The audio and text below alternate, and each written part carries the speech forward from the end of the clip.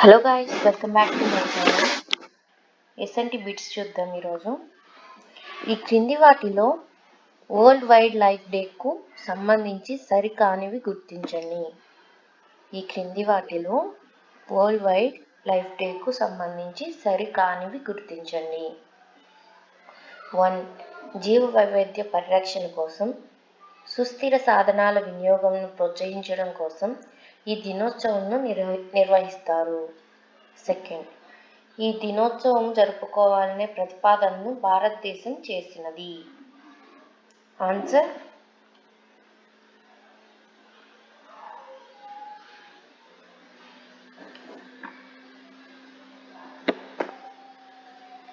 ఈ దినోత్సవం జరుపుకోవాలని భారతదేశం ప్రతిపాదన చేసిందండి. World wide life day. World wide life day ఎప్పుడండి? మార్చి 3వ తారీఖున వరల్డ్ వైడ్ లైఫ్ డే. ఓకేనా? Next question. ఇటీవల వార్తల్లో నిలిచిన యార్స్ క్షిపణి ఏ దేశం అభివృద్ధి చేసింది? ఏ దేశం అభివృద్ధి చేసిందండి? ఆప్షన్ ఏ చైనా, బి భారతదేశం, ఆప్షన్ సి ఉత్తర కొరియా, option D Russia. Answer: Yars క్షిపణిని అభివృద్ధి చేసింది Russia. Next question. The global resource outlook report ఈ క్రింది ఏ సంస్థకు సంబంధించింది? Option A world economic forum, option B international union for conservation of nature, option C united nations environment programme, option D IPCC. Answer: the global reports outlook రిపోర్ట్ను united nations environment programme కు సంబంధించిందనమాట. The global resource outlook report అనేది United nations environment ప్రోగ్రామ్కి సంబంధించింది. Next question. Innovations for defence excellence కు సంబంధించి ఈ క్రింది అంశాలను పరిశీలించండి. ఏరోస్పేస్ రంగంలో అంకుర పరిశ్రమ సహకారంతో నవకల్పనల ఆవరణ వ్యవస్థను పెంపొందించడం దీని లక్ష్యం. ఆప్షన్ 2. దీని విధులకు మరియు నిర్వహణకు డిఫెన్స్ ఇన్నోవేషన్ ఆర్గనైజేషన్ పర్యవేక్షించును. ఇన్నోవేషన్స్ ఫర్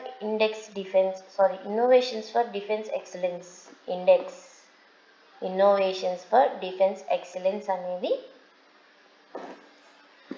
ఏరోస్పేస్ రంగంలో అంకుర పరిశ్రమ సహకారంతో నవకల్పనల ఆవరణ వ్యవస్థను పెంపొందించడం దీని లక్ష్యం. అండ్ దీని విధులు మరియు నిర్వహణ డిఫెన్స్ ఇన్నోవేషన్ ఆర్గనైజేషన్ పర్యవేక్షించును. ఈ 2 ఆప్షన్స్ కూడా మనకి కరెక్టే అన్నమాట. Next question. ప్రోటోప్లానెటరీ డిస్క్ సంబంధించి ఈ క్రింది అంశాలను గమనించండి. నక్షత్రాల ఏర్పాటులో సాధారణంగా ఉండే ఉప ఉత్పత్తులు ఇవి, వీటి నుంచి గ్రహాలు ఏర్పడును. Next one. ప్రోటోప్లానెటరీ డిస్క్లో అధిక భాగం దుమ్ము, ధూళి కణాలతో నిండి ఉంటుంది. ఆన్సర్ ఏది కరెక్ట్ అండి? Options only 1, only 2, C 1 and 2, D ఏది కాదు. ప్రోటోప్లానెటరీ డిస్క్ అనేది నక్షత్రాల ఏర్పాటులో సాధారణంగా ఉండే ఉప ఉత్పత్తులు ఇవి, వీటి నుంచి గ్రహాలు ఏర్పడును. ఉప ఉత్పత్తులు వలన సాధారణంగా గ్రహాలు అనేవి ఏర్పడతాయి అన్నమాట. Next question. ఈ క్రింది వాటిలో సరైన సమాధానాన్ని గుర్తించండి. గ్లోబల్ మీథేన్ ట్రాకర్ ఐక్యరాజ్య సమితి పర్యావరణ కార్యక్రమం UNEP-నకు సంబంధించినది. గ్లోబల్ మీథేన్ ట్రాకర్ అనేది ఐక్యరాజ్య సమితి పర్యావరణ కార్యక్రమానికి సంబంధించినది. Next one. 2023లో శిలాజ ఇంధనాల నుంచి వెలువడే మీథేన్ ఉద్గారాలు 120 మిలియన్ టన్నులుగా ఉంది. Next one. 2022తో పోలిస్తే 2023లో మీథేన్ ఉద్గారాల సంఘటనలు 70% పెరిగాయి. ఆన్సర్ ఏది కరెక్ట్ అండి?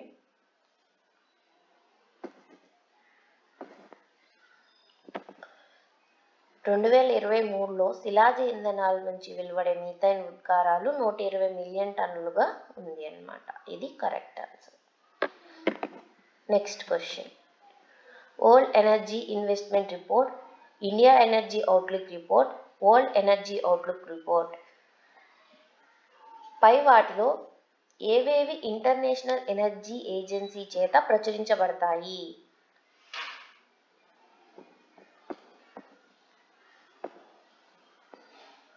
World energy investment report, India energy outlook report, world energy outlook report అవన్నీ కూడా ఇంటర్నేషనల్ ఎనర్జీ ఏజెన్సీ చేత ప్రచురించబడతాయి అన్నమాట. Next question.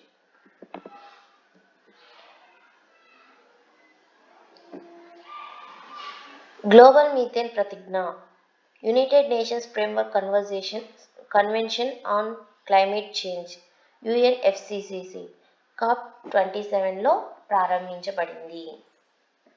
గ్లోబల్ మీథేన్ ప్రతిజ్ఞపై భారతదేశం సంతకాలు చేసింది. భారతదేశంలో ప్రాథమికంగా మీథేన్ ఉద్గారాలు పారిశ్రామిక రంగం నుంచి వెలువడుచున్నాయి. గ్లోబల్ మీథేన్ ప్రతిజ్ఞను అమెరికా మరియు భారతదేశంలో సంయుక్తంగా ప్రారంభించాయి.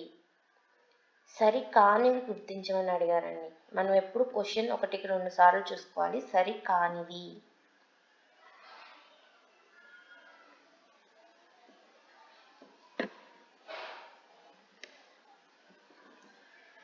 గ్లోబల్ మీథేన్ ప్రతిజ్ఞ, united nations framework convention on climate change ఇది తప్పు, ఇది తప్పు, ఇది తప్పు. పైవన్నీ రాంగ్ ఆన్సర్స్.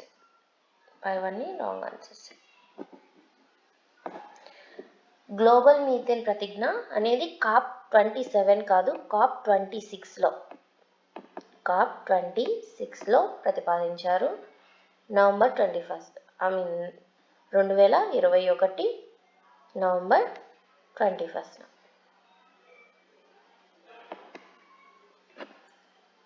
2021లో COP26 మీటింగ్ నవంబర్లో దీన్ని ప్రతిపాదించడం జరిగింది. గ్లోబల్ మీథేన్ ప్రతిజ్ఞపై భారతదేశం అనేది సంతకాలు చేయలేదు. భారతదేశంలో ప్రాథమికంగా మీథేన్ ఉద్గారాలు వ్యవసాయ కార్యకలాపాల నుంచి వెలువడతాయి.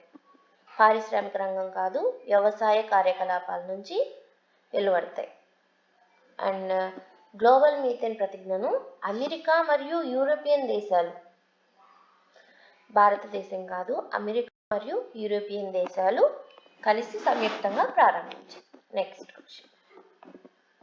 ఇటీవల వార్తల్లో నిలిచిన జెన్టెక్ రెస్క్యూ అనే పదం ఈ క్రింది దేనికి సంబంధించింది? ఇటీవల వార్తల్లో నిలిచిన జెన్టెక్ రెస్క్యూ అనే పదం ఈ క్రింది దేనికి సంబంధించింది? ఏ. గిర్ నేషనల్ పార్క్లో సింహాల పరిరక్షణ, బి. ఉత్తర భారతదేశంలో గుడ్లగూబల సంరక్షణ, సి. నల్లమల అడవుల్లో జంతుజాతి పరిరక్షణ, డి.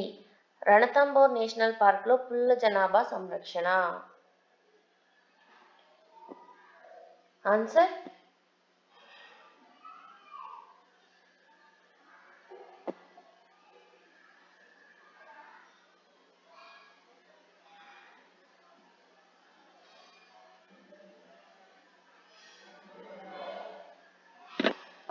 ఏంటండి? రణతంబోర్ నేషనల్ పార్కులో పులుల జనాభా పరిరక్షణ.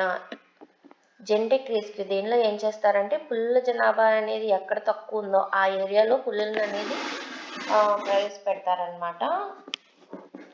సో అప్పుడు అవి ఫ్రీగా వాటి పిల్లల్ని కనడానికి కానీ అలా కొంచెం ఎక్కువ హ్యాపీగా అంటే వాటికి కూడా మరి బంధించేసేసి ఇలా చేయడం కన్నా తక్కువ ఉన్న ఏరియాల్లో వాటిని వదిలేస్తే వాటంతటికి అవి జన్యుపరంగా ఇంప్రూవ్మెంట్ అవుతాయి అని చెప్పి రణతంబోర్ నేషనల్ పార్క్లో జెన్టెక్ రెస్క్యూని ఏర్పాటు చేశారనమాట. ఇది ఇంకా పులుల జనాభాను రక్షించడానికి ఇంకా లాస్ట్ అస్త్రం లాగా యూజ్ చేశారనమాట.